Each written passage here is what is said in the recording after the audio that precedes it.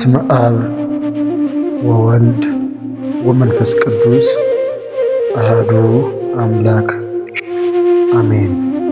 ገድለ አዳምና ሔዋን የሚያዝያ ወር የሚነበብ የአዳምና የሔዋን ገድል።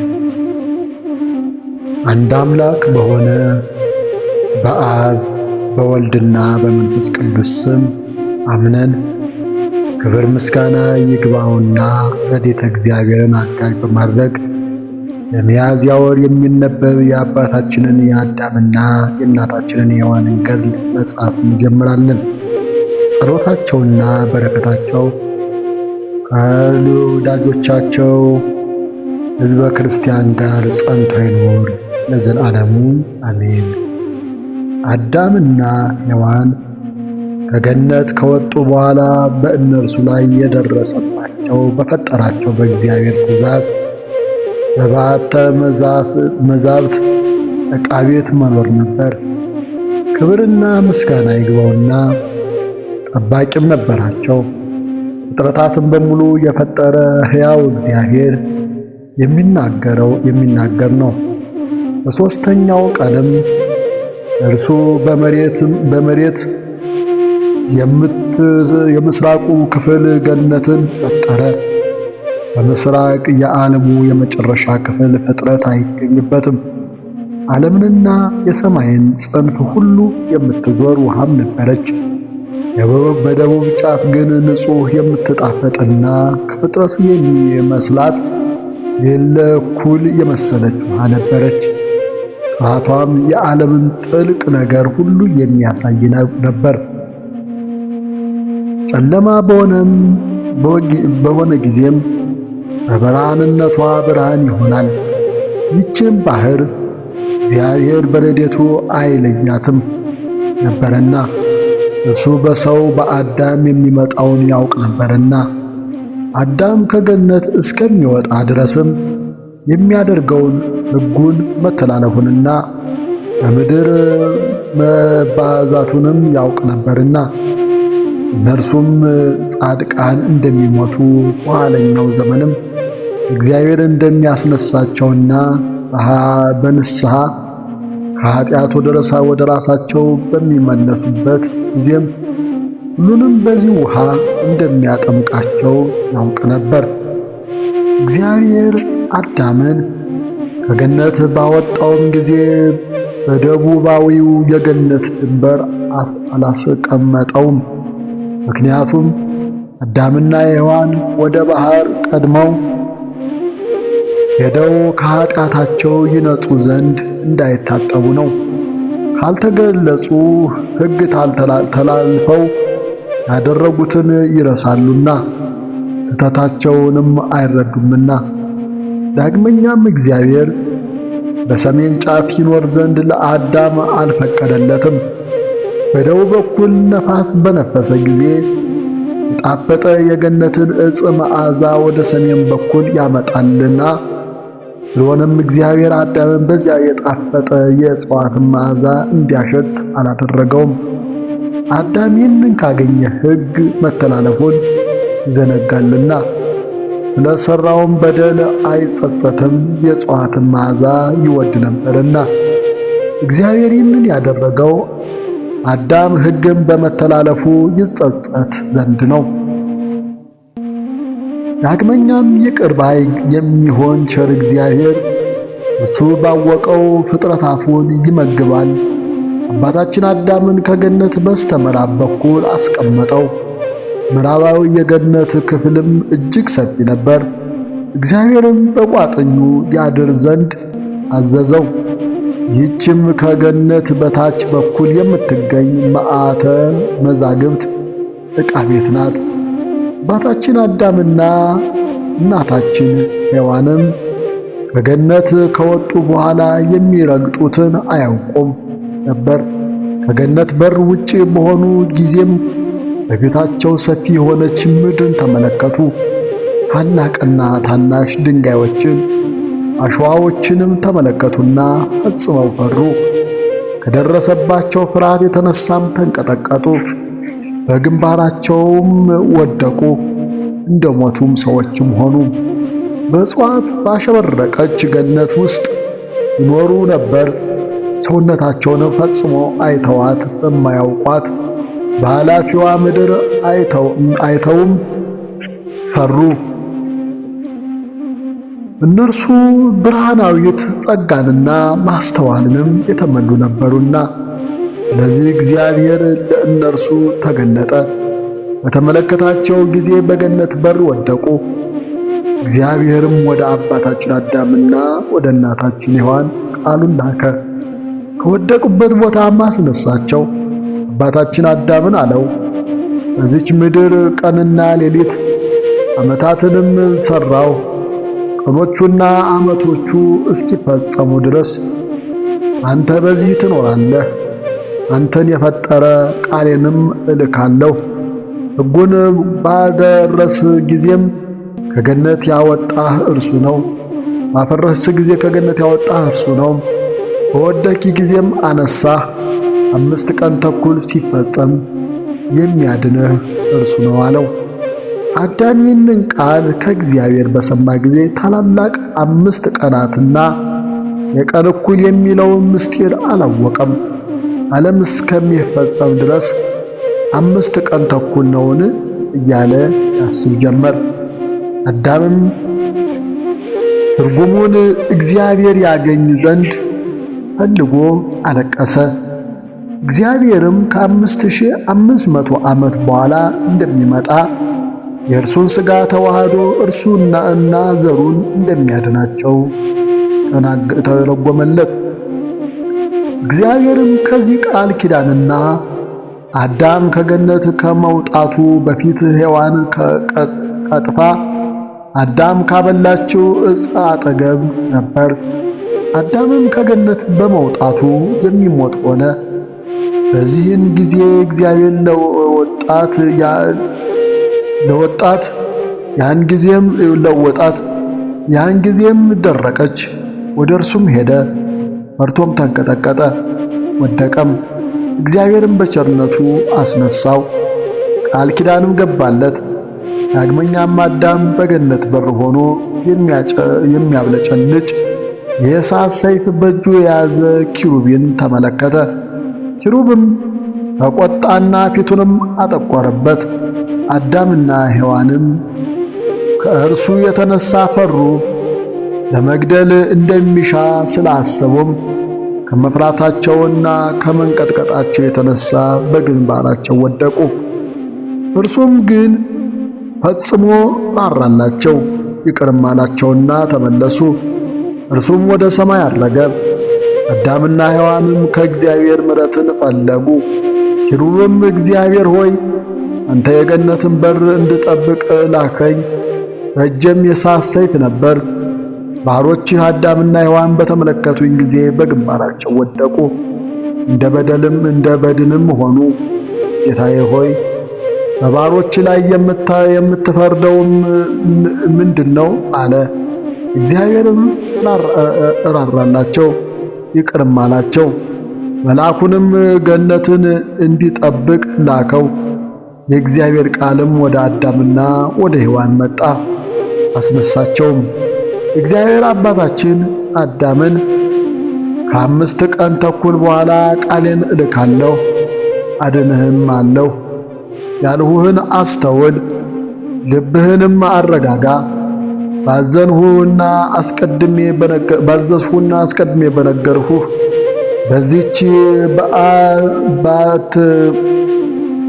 በዓተ መዛግብት ኑር አለው። አዳምም ይህንን ቃል ከእግዚአብሔር በሰማ ጊዜ እርሱ ስለሚያድነው በእግዚአብሔር ቃል ተጽናና። ነገር ግን አዳምና ሔዋን አስቀድመው ከኖሩበት ከገነት መውጣታቸው አለቀሱ። አዳምም የተለወጠ ሥጋውን በተመለከተ ጊዜ እርሱም ሔዋንም መራራ ለቅሶ አለቀሱ። ባደረጉት ስህተትም ተጸጸቱ። ወርደውም ከበዓተ መዛግብት ደረሱ። አዳምም ከበዓተ መዛግብት በደረሰ ጊዜ ስለ ሰውነቱ አለቀሰ። ሔዋንንም በዚህ ዓለም ለኛ የተዘጋጀልንን የእስርና የመሰቃያ ቤታችን ተመልከች አላት። ከመስፋት ይልቅ ምንኛ ጠባብ ነው! ከገነት ቦታዎች ይልቅ ምንኛ ድንጋያማ ነው! ከገነት ብርሃን ይልቅ በበዓታችን ያለ ጨለማ ምንድን ነው? ከእግዚአብሔር ቸርነት የተነሳ በእኛ ላይ የምትጋረድ ይህች የድንጋይ ድንኳን ከየት የመጣች ናት? ከገነት ምድር ይልቅ የዚች ቤት ምድር ምን አይነት ናት? ይህች መሬት በድንጋይ የተሸፈነች ናት። ገነት ግን በአማሩና በሚጣፍጡ ፍሬያት የተሞላች ናት አላት። አዳምም ሔዋንን በዓይኖችሽ ተመልከቺ።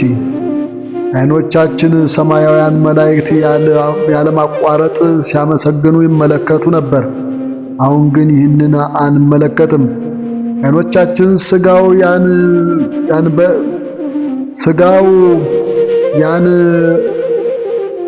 ሥጋውያን በመሆናቸው እንደ ቀድሞ አይመለከቱምና አባታችን አዳም እናታችን ሔዋንን መጀመሪያ በገነት በነበርን ጊዜ ይህ ሥጋችን የት ነበር አላት። ከዚህ በኋላ አዳም ወደ ማደሪያው ይገባ ዘንድ አልወደደም። ነገር ግን በእግዚአብሔር ትእዛዝ ወደ ድንኳኑ ገባ።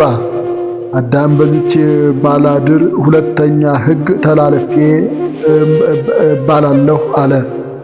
አዳምና ሔዋንም ገብተው ለእኛ በማይታወቅ ቋንቋ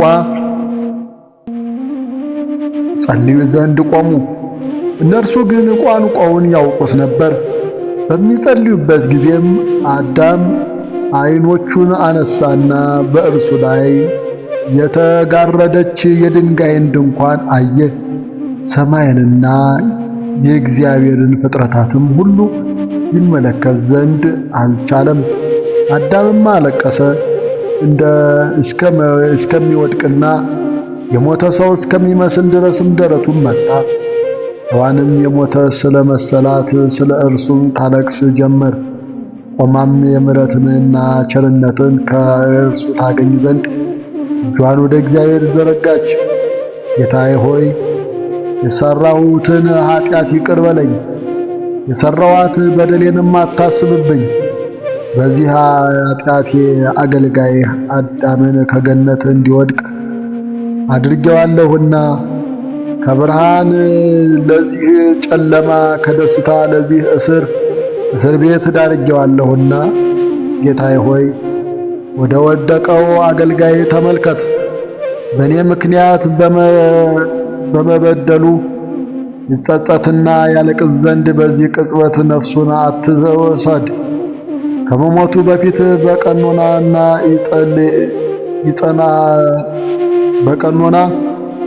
በቀኖና ይጸና ፈቃድንም ይፈጽም ዘንድ ይቅር በለው አለች። ጌታዬ ሆይ በዚህ ቅጽበት የማታስነሳው ከሆነ ግን ከእርሱ ጋር ነፍሴን ውሰድ። በእስር ቤት አንዲቱ እኔን ለብቻዬ አትተወኝ። እኔ በዚህ ዓለም ከእርሱ ጋር ካልሆነ ብቻዬን ቆሜ መኖር አልችልምና አቤቱ ጌታዬ ሆይ አንተ በእርሱ ላይ እንቅልፍን አመጣህበት። በእንቅልፍ ላይ ሳለም ከጎኑ አንዲት አጽምን ወሰድህ። ቦታዋንም ከመለኮታዊ ጥበብህ በሥጋ ሞላኸው። ወስደህም በእርሱ አምሳል የምታበራ የምታውቅና የምትናገር ሴት አድርገህ ከዚህ ዓለም ፈጠርኸኝ።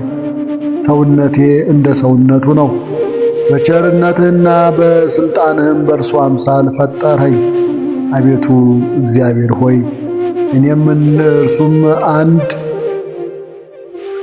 አካል ነን። ፈጣሪያችንም አንተ እግዚአብሔር ነህ።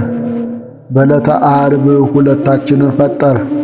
እግዚአብሔር ሆይ በመተላለፋችን የምንኖርባት በዚህች ኃላፊት ምድር ከኔ ጋር ይኖር ዘንድ አድነው።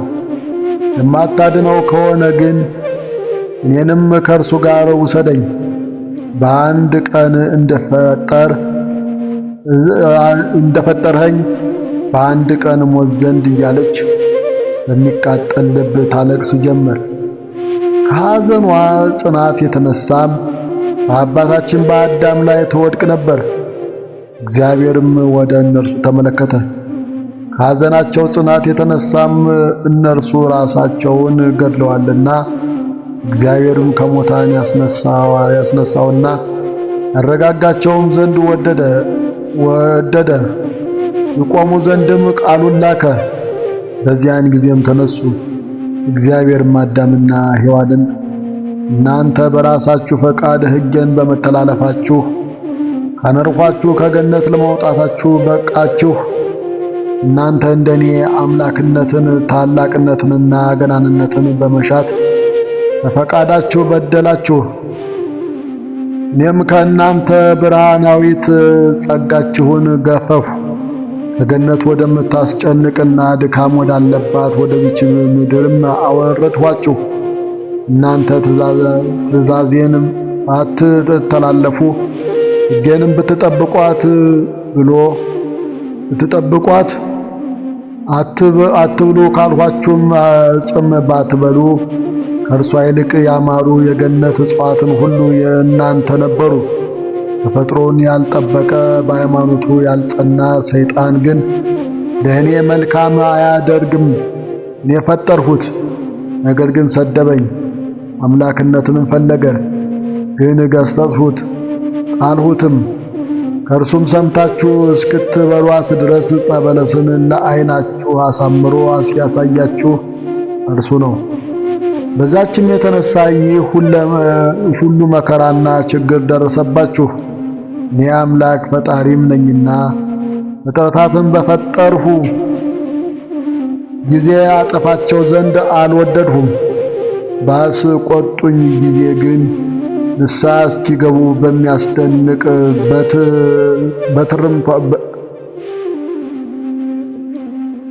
በትር መተዋችሁ። በበደላቸው ከጸኑ ግን እስከ ዘላለም ድረስ በጥፋት ውስጥ ይኖራሉ። አዳምና ሔዋንም ከእግዚአብሔር ይህንን ነገር በሰሙ ጊዜ ፍጹም ሐዘናቸውንና ለቅሷቸውን አስወገዱ። ልባቸውንም በእግዚአብሔር ጸና።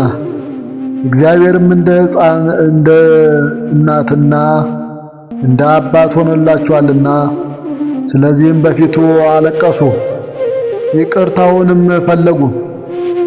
በዚህ ጊዜም እግዚአብሔር ይቅር አላቸው። አዳም ሆይ እኔ ቃል ኪዳን ገባሁልህ፣ እርሱንም እጠብቃለሁ። ቃል ኪዳኔን እስኪፈጸም ድረስም ወደ ገነት አልመለስም። እነዚህ 5 ቀናት ተኩል ዕለታት ረዥም ቀናት ናቸው አለው። አዳምም እግዚአብሔርን አለው፣ አቤቱ እግዚአብሔር ሆይ በገነት እኖር ዘንድ አንተ ፈጠርኸኝ አበጃጀኸኝም። ትእዛዝህን ከመተላለፌ በፊትም ስም አወጣላቸው ዘንድ አራዊትን ወደ እኔ ያመጣሃቸው። ጸጋህም በእኔ ላይ ነበረች። እንደ ትእዛዝም ሁሉም በየስማቸው ጠራዋቸው። ሁሉንም ለእኔ እንዲገዙልኝ አደረህ። እግዚአብሔር ሆይ ዛሬ ግን ትእዛዝህን በመተላለፌ ሁሉንም ይበሉኝ ዘንድ ተነሳሱብኝ። አገልጋይህ ሔዋንንም ሊበሏት ተነሳሱ። ሕይወታችንንም ከምድር ገጽ ሊያስጠፏት ነው። አቤቱ እግዚአብሔር ሆይ እለምንሃለሁ፣ ከገነት እንግዳ እንዳስወጣኸኝ በኋላ ፊቷ ምድርም እንዳስቀመጥከኝ አራዊት በእኛ ላይ ክፉ እንዲሆኑ አትፍቀድላቸው አለ። እግዚአብሔርም ይህንን ቃል ከአዳም በሰማ ጊዜ ይቅር አለው። እውነቱን እንደተናገረም አወቀ። በመተላለፋቸውም ምክንያት እነርሱን ከተቆጣ አራዊት ይበሏቸው ነበርና እግዚአብሔር እንስሳትን፣ አራዊትን፣ አዕዋፋትንና የምድርን ተዋሳያንን ሁሉ ወደ አዳም ሄደው ይታረቁ ዘንድ በአዳምና በሔዋን ቸርነትና ጻድቅ በሆነው በዘራቸውም ላይ እንዳይከፉባቸው አዘዛቸው። ከአራዊት ጋር ወደ አዳም እንዳትሄድ ከረገምካት ከእባብ በቀር ሁሉም ሄደው እግዚአብሔር እንዳዘዛቸው ሰገዱለት። አዳም ግን እያለቀሰ እንዲህ አለ፣ እግዚአብሔር ሆይ እኛ በገነት በነበርን ጊዜ አእምሮአችን ታላቅ ነበር። መላእክትንም ሲያመሰግኑ እንመለከት ነበር። ዛሬ ግን እንደለመድነው ማየት አልቻልንም። ወደ በዓተ መዛግብት በወረድን ጊዜ ፍጥረታት ሁሉ ተሰወሩብን እንጂ አለው። አምላካችን እግዚአብሔርም አዳምን እንዲህ አለው፣ ትእዛዝን አክብረህ በነበርህበት ጊዜ ብርሃናዊት ጸጋ በውስጥ ነበረች። ስለዚህም የራቁትን ፍጥረታት አቅርበህ ትመለከት ነበር። ሕገ እግዚአብሔርን ከተላለፍሁ በኋላ ግን ብርሃናዊት ጸጋ ተገፈፈች። በዚህ ጊዜ የራቀውን የማየት ጸጋ ካንተ ላይ ተወገደ። እንደ ሥጋ አቅም የቅርቡን ትመለከታለህ እንጂ ይህም እንስሳዊ ዕውቀት ነው። አዳምና ሔዋን ይህንን የእግዚአብሔርን ቃል በሰሙ ጊዜ ወጥተው በፊቱ ሰገዱ፣ በተሰበረ ልብም አመሰገኑት። እግዚአብሔርም ንግግሩን ከእነርሱ አቆመ። አዳምና ሔዋንም ከማደሪያቸው ወጥተው ወደ ገነት ደረሱ። ከዚህም መውጣታቸውን እያስታወሱም ቆሙ። ከዚህ በኋላ አዳምና ሔዋን ከገነት ወደ ሰሜን ጫፍ ሄዱ። ከፀሐይ ስር ወጥቶ ገነትን የሚያጠጣው ውሃ አገኙ። በመሬት ላይም ከአራት ተከፍሎ ይወጣ ነበር። መጥተውም ከውሃው ደረሱ፣ አዩትም። በገነት ካለች ከዕፀ ሕይወት ስር እንደሚፈልቅም አወቁ። አዳምም አምርሮ አለቀሰ። ከዚህ በመለየቱም ፊቱን መታ። አዳምም ሔዋንን ይህንን ፍጹም ቅጣት በእኔም በአንቺም በራሳችንም አደረሽብን አላት።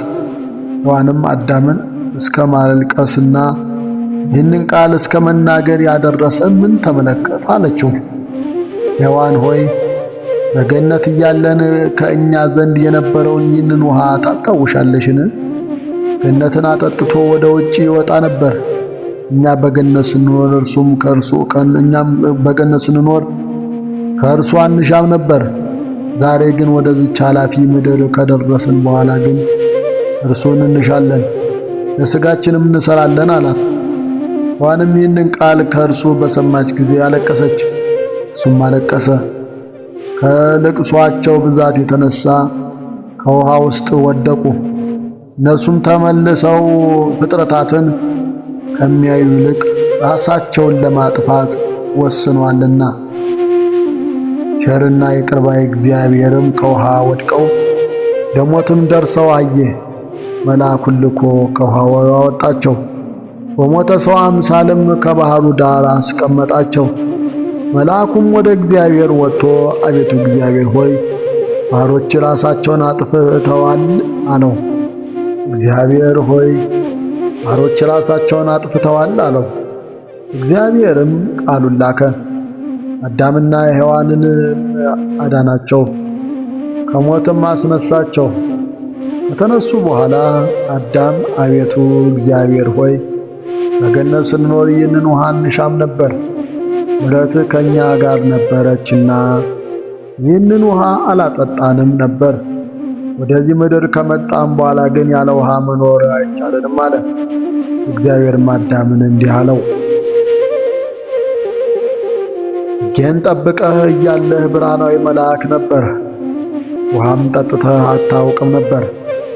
ከትእዛዜ ከወጣህ በኋላ ግን ያለ ውሃ ትኖር ዘንድ ሥጋህንም ታረካና ታሳድገው ዘንድ አትችልም። ከሰውነትህ